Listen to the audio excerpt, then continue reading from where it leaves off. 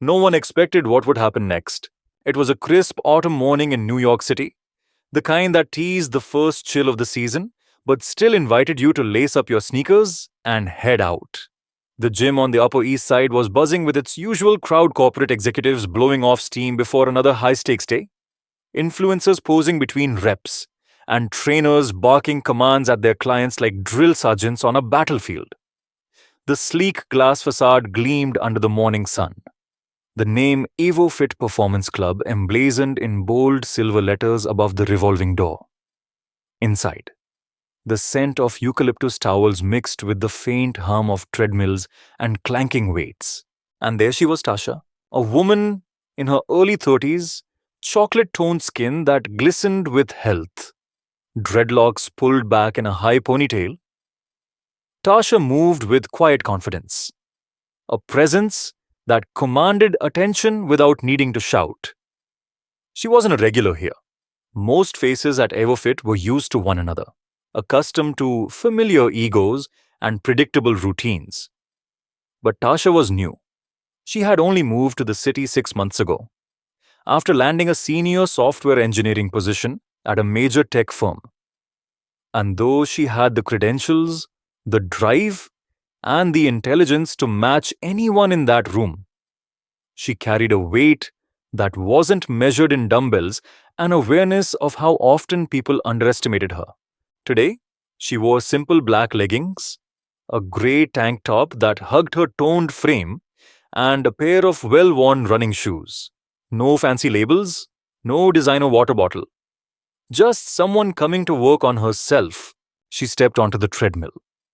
Third row from the front, inserted her earbuds, and began her warm-up jog. The playlist was her usual mix. Kendrick, Lauryn Hill, a touch of Lizzo. From across the room, a voice cut through the ambient gym noise. "You sure you know how to use that thing, oh?" Tasha paused her music, eyes narrowing. The voice belonged to Greg, one of EvoFit's most visible personal trainers. Early 40s, sculpted physique, platinum blonde hair slicked back like he'd stepped out of a men's grooming ad. Known for his bravado as much as his six-pack, Greg had a loyal client base of Wall Street types and trust fund 20-somethings. His reputation effective, arrogant, and unapologetically old school. He'd been with EvoFit for over a decade and carried himself like he owned the place. But today, Greg had locked onto Tasha as his target. Maybe it was because she was unfamiliar. Maybe it was because she was black in a space dominated by a mostly white elite. Or maybe it was just one of those days when a man like him needed to remind everyone of the invisible hierarchy he believed in. Tasha offered a tight smile and returned her gaze to the treadmill's display. Greg wasn't done. You don't want to strain yourself. These machines take some getting used to, especially if you're, not used to high-performance equipment. His words hung in the air, coated in that thin veneer of false concern but dripping with condescension. A few nearby gym-goers glanced over. A couple smirked. One young man even chuckled. The message was clear. Greg saw her as out of place, unworthy, and he wanted everyone to know it. Tasha felt the familiar prickle of heat behind her ears, the one that came when you've been underestimated one too many times. But she had learned long ago. Emotion is fuel when channeled right. She calmly restarted her playlist. What no one knew, what Greg certainly didn't know, was that Tasha wasn't just a casual runner. Back in college, she had been a track star, breaking records in the 10K. After graduation, she had competed in regional marathons, finishing top 10 in several high-profile races. Her move to the city hadn't dulled that edge. Running wasn't just exercise for her. It was meditation, discipline, and sometimes resistance. She set the treadmill incline higher. Her fingers tapped the speed up, up, and then she began to run. Not jog, not trot run. The kind of stride that turned heads. Greg, noticing the shift, raised an eyebrow, and sauntered over with a smirk. Trying to impress someone, he quipped, loud enough for a few nearby members to hear. Tasha said nothing. The rhythmic thud of her feet on the belt answered for her. Strong, steady, relentless. And in that moment, something shifted in the room. A subtle change in energy. Some gym goers began to watch out of the corner of their eye. Greg, sensing the attention, leaned in closer, voice dripping with mockery. Bet you won't last 5 minutes at that pace? Tasha's eyes met his for a split second. Calm, unreadable, before turning back to the display. She wasn't here to prove anything to Greg. She was here to prove to herself that no one, not arrogance, not prejudice, could define her limits. As the minutes ticked by, Greg's smirk began to falter.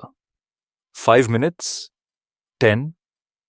Tasha's form remained flawless, her breathing controlled, her pace unwavering. 10 minutes turned into 15.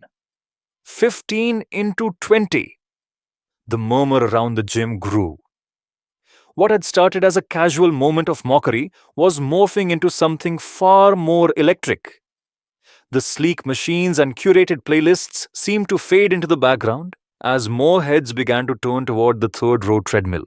Tasha was a force in motion, an elegant, unstoppable rhythm of strength and determination.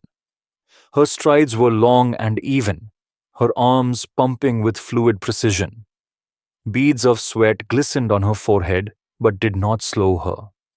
Instead, they caught the overhead lights like tiny defiant stars.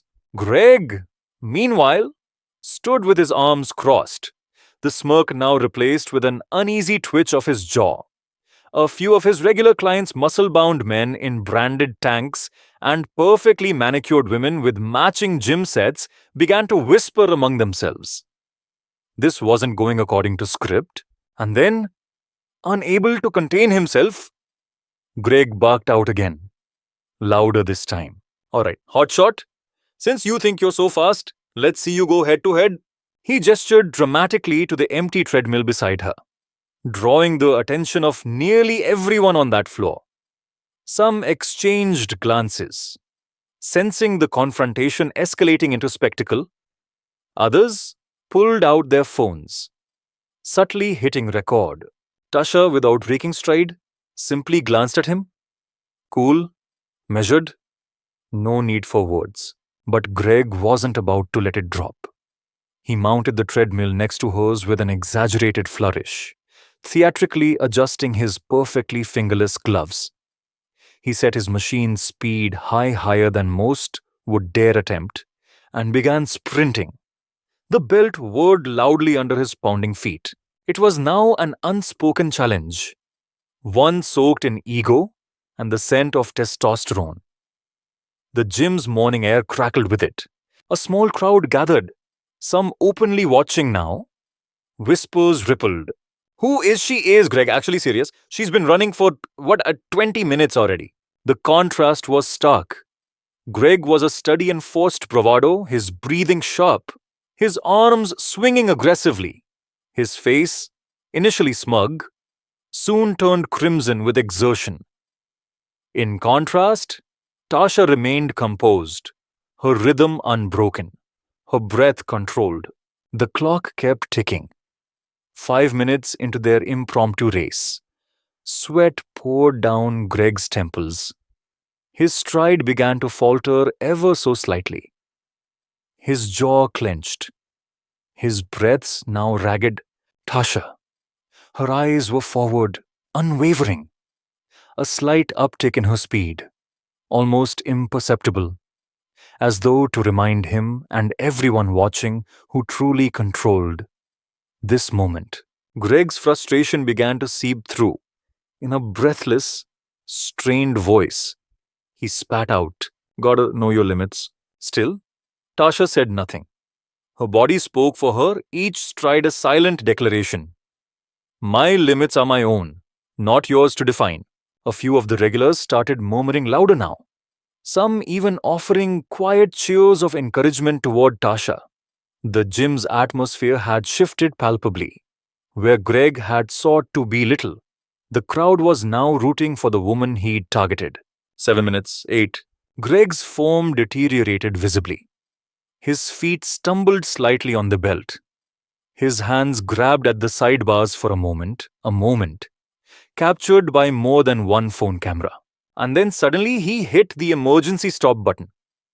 The treadmill came to an abrupt halt. Greg stumbled off, panting heavily, drenched in sweat and humiliation. Tasha kept running, effortlessly. Silence washed over the crowd for a beat before soft applause began, first from one corner, then spreading. A few claps became many.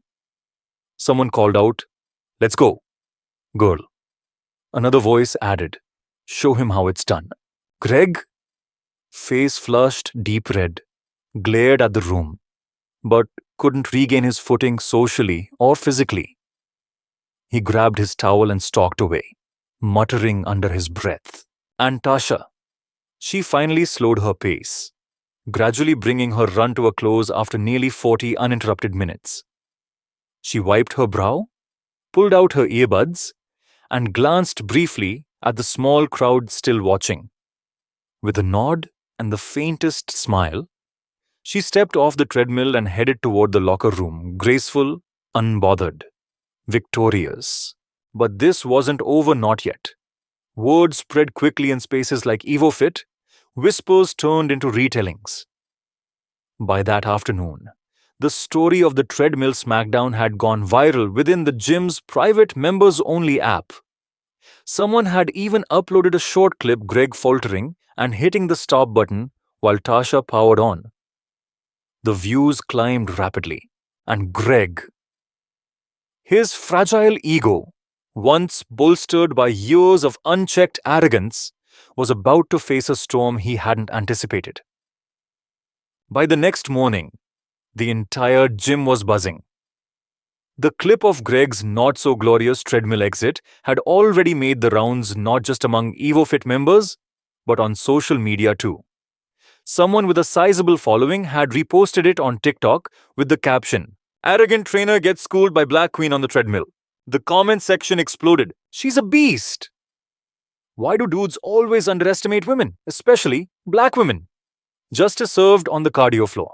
Thousands of likes, hundreds of shares, and the video kept climbing. Meanwhile, Greg arrived at the gym looking more sullen than his usual cocky self. Gone was the swagger. In its place, a forced smile that cracked at the edges. His regulars noticed. So did the staff. He pretended not to see the sideways glances, the muffled chuckles, but worse still was the gym manager. Olivia, a no-nonsense former athlete with a sharp gaze and zero tolerance for scandal. She called Greg into her office barely an hour after he arrived. "Greg," she said, sliding her phone across the desk, the viral clip playing on loop. "We need to talk." Greg stammered, trying to brush it off. "It's being blown out of proportion. Just some harmless banter." Olivia's eyes narrowed. "Is that what you call belittling a member? Targeting someone because they're new and, let's be honest, because they don't fit your usual image of who belongs here?" Greg tried to protest. "It's not like that. I was just trying to motivate." "Save it." Olivia cut him off. "Your reputation is on the line. So is ours." Word had spread far beyond the gym. Emails had started coming in from other members, many of whom were women and people of color, sharing their own uncomfortable experiences with Greg.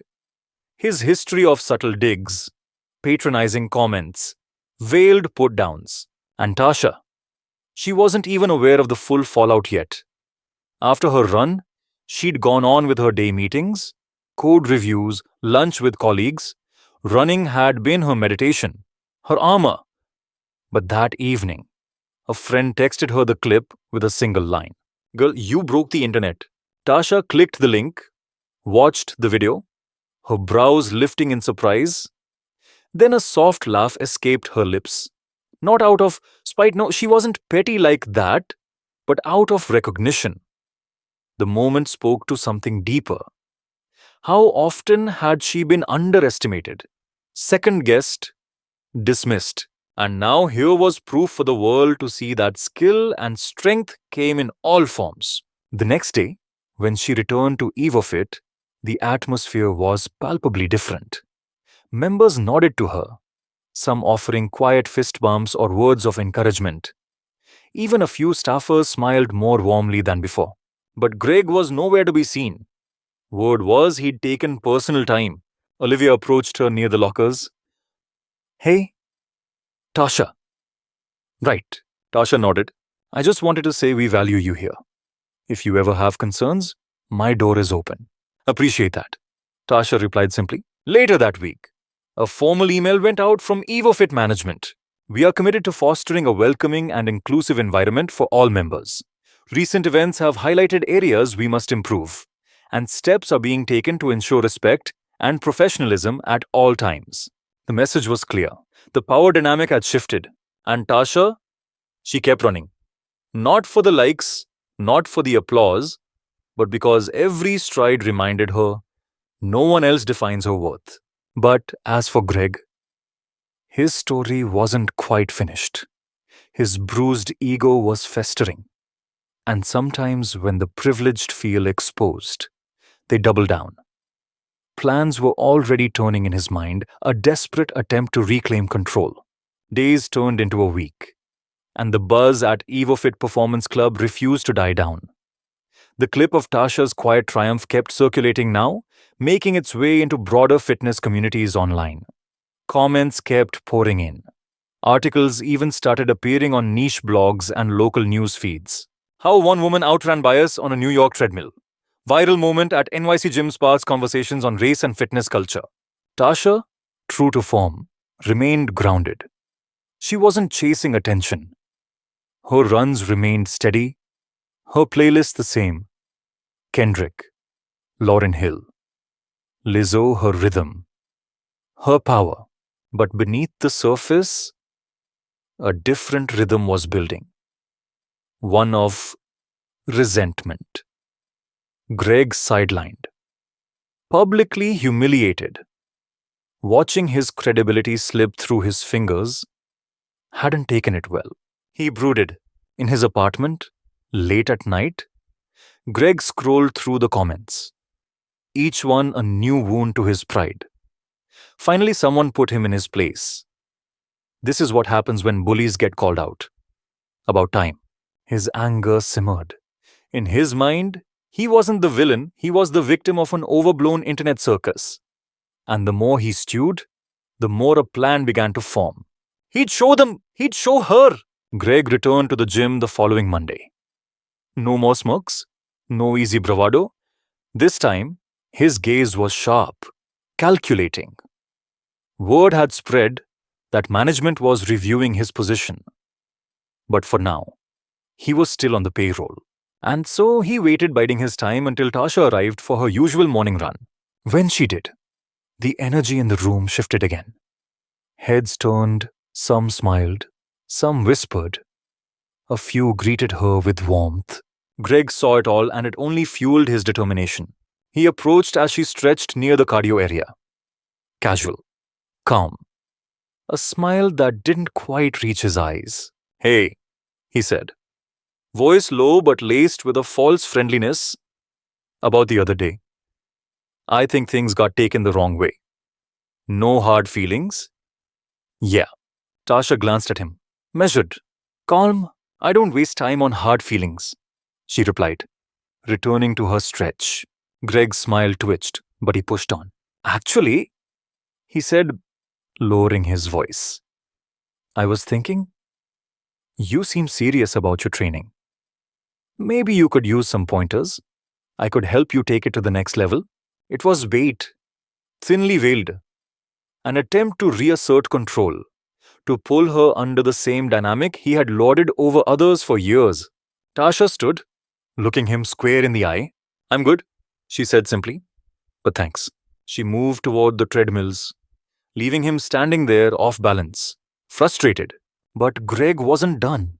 Later that day, he made a quiet visit to one of the gym's assistant managers, spinning a new narrative.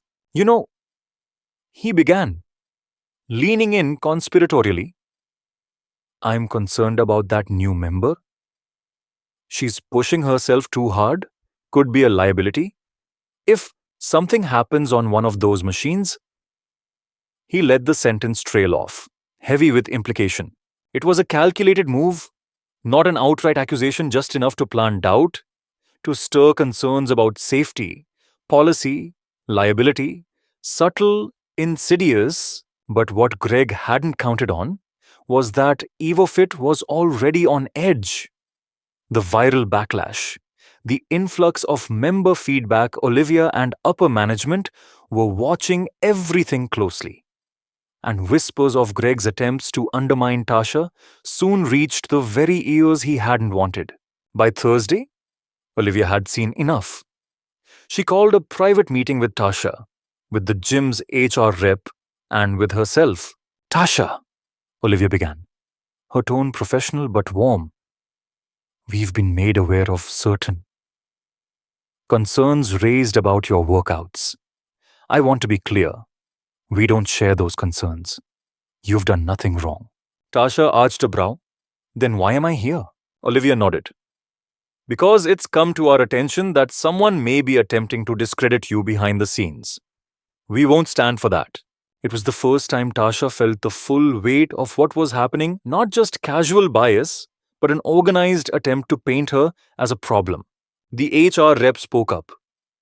We want you to feel safe and respected here, and we want you to know we're taking action. As the meeting wrapped, Tasha left the office with a new understanding. The fight wasn't just on the treadmill. It was systemic, subtle, persistent. But she wasn't alone. And across the gym floor, unaware that his plot was unraveling, Greg prepared for what he believed would be his comeback moment. His plan wasn't over. He still had one more move to play. Greg's one more move was pure ego, thinly disguised as opportunity. By the following weekend, EvoFit was scheduled to host its quarterly performance showcase, a flashy event where trainers could demo cutting-edge fitness techniques, lead small competitions, and attract new clients. It was typically a PR moment for the gym, with influencers, bloggers, and even a few local journalists attending. The perfect chance for Greg to reclaim his reputation. He lobbied hard to get on the showcase schedule, pitching an advanced sprint workshop on the treadmills. His angle, high-intensity interval running for elite performance. His real motive to dominate the event, steal back the narrative. And if he had his way, publicly put Tasha in her place under the guise of professionalism, the event buzz built quickly. Posters went up. Social media announcements teased star trainers and special surprise guests. Gym members speculated whether Greg's workshop was a veiled shot at the viral treadmill story. Many suspected it was. Some signed up just to watch the drama unfold. Tasha caught wind of it through a friend at the gym. He's gunning for you, the friend warned, trying to bait you into some staged rematch. Tasha considered it. She wasn't one for petty games, but she also wasn't one to back down. And something deeper was at play here. This wasn't just about one man's ego. It was about all the quiet ways spaces like this told people like her they didn't belong. So when registration for the showcase opened, Tasha signed up not for Greg's workshop, but for the open 5K treadmill challenge scheduled just before it. An event anyone could enter. Timed, monitored, recorded. A true test of endurance and speed, with no trainer theatrics involved. Word spread fast. Members whispered, "She's running the 5K. Is Greg going to try to outdo her again?" The morning of the event, the gym was electric. Cameras, influences, staff running about with clipboards, trainers polishing their routines. Tasha arrived early, calm as ever. Her outfit was simple. Functional black leggings, charcoal grey tank, hair pulled back. She wasn't here for flash. As she warmed up, Greg strutted across the gym floor in a custom-branded EvoFit tracksuit. All smiles for the cameras, slapping backs, shaking hands. but beneath it, a current of tension. His eyes flicked toward Tasha more than once. The 5K challenge was the first big draw. Tasha stepped onto her assigned treadmill, one of 6 lined up at the front of the cardio area, all synced to display stats on a large screen. The starter counted down, and then she was off. Her pace was masterful, controlled, yet fast, each stride measured. She didn't look to the crowd. She didn't play to the cameras. This was her lane, her race. Within minutes, it was clear she wasn't just running, she was setting a pace the others couldn't match. One by one, competitors fell behind. Spectators gathered, phones out. Cheers began to rise. Go, Tasha, she's flying. Greg, watching from the side, stiffened. His moment was slipping. Again, at the 15-minute mark, the gym floor was electric. Tasha's stats on the big screen showed her outpacing the next closest runner by a solid margin. Her breathing was steady, firm, flawless. Then another ripple through the crowd. Olivia, the gym manager, had just arrived with 2 other senior staff. They watched closely, arms folded, eyes occasionally flicking toward Greg, who now looked visibly tense, 20 minutes in. Tasha neared the final stretch. The crowd's energy swelled. Members who'd barely known her weeks ago now shouted encouragement. Even staff from the juice bar peeked out, grinning. And then across the final meters, she pushed harder, faster, finishing with a blistering time that lit up the display board, the top female time for the event. The crowd erupted in applause. Phones flashed. Someone shouted, "That's how you do it!" Tasha slowed, breath controlled, a soft smile playing at her lips. She didn't revel in it. She didn't need to. Her performance spoke volumes. Greg's workshop was scheduled to start just minutes later. But as the crowd gathered, still buzzing from Tasha's run, few seemed eager to watch a man try to reclaim lost pride. When Greg finally took the mic, his voice faltered slightly. Gone was the usual swagger. His eyes darted toward the managers in the back. The tension was palpable. And then Olivia stepped forward, microphone in hand. "Before we continue," she said, voice clear and firm, "I'd like to take a moment to recognize today's standout performance and to remind everyone here what this space is about: respect, inclusivity, and celebrating each other's strength." She turned to Tasha. "Well done." The crowd cheered again. Greg's workshop fizzled. Attendance dwindled. The narrative had shifted for good, but the real reckoning was still to come. Because behind closed doors, the gym's leadership had made a decision. And soon, Greg would face the consequences of more than just a bruised ego. By the following week, whispers about what might happen to Greg were everywhere. The management's silence only fueled speculation. Regulars noticed that his name had disappeared from the online trainer booking system. A few of his high-profile clients had quietly stopped showing up. And behind the scenes, Olivia and the corporate office had already concluded their review. The emails, complaints, and now the public embarrassment too much to ignore. Greg was summoned for a formal meeting. It was tense, clinical. Olivia, the HR director, and a corporate VP from headquarters sat across from him. "Greg," Olivia began without preamble, "we've concluded our internal review regarding your conduct toward member Tasha Cole, as well as other concerning patterns that have emerged." Greg tried to interrupt. "With respect, that video took things out of context. This is all blown away." "No," the HR director cut in. Tone flat. "This is a pattern. We have multiple documented incidents now, targeting new members, creating a hostile environment, and your attempt to quietly undermine Miss Cole's credibility after the fact unacceptable." Greg's face darkened. "So what, you're firing me over one PR hiccup?" Olivia leaned forward. "We're severing your contract because you violated this gym's core values, damaged its reputation, and failed to uphold basic respect toward members." Greg's voice rose. "Desperate now. I built my career here. You think she didn't come in here trying to make a scene? You think this wasn't all some social media setup? Silence. The VP's voice was cool, measured. The only one responsible for what happened is you, Greg. You targeted her, you embarrassed yourself, and now you're accountable for it. By the end of that meeting, Greg's fate was sealed. His badge was deactivated, his profile scrubbed from the site. He left the gym that afternoon, head down, shoulders hunched, a man who had built himself on arrogance, undone by his own actions. Word spread fast. The gym's announcement came via email the next morning. Effective immediately. Greg Wallace is no longer affiliated with Evo Fit Performance Club. We remain committed to fostering an inclusive and empowering space for all members. We thank those who spoke up and supported this commitment. The response overwhelmingly positive. Comments and emails flooded in. Members thanked management.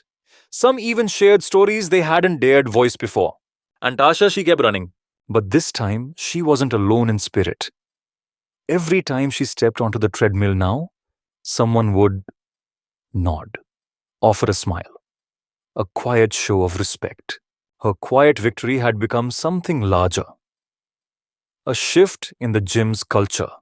A reminder that presence, dignity, and strength could challenge even the most entrenched biases. Weeks later, during a quieter morning run, Olivia approached her again.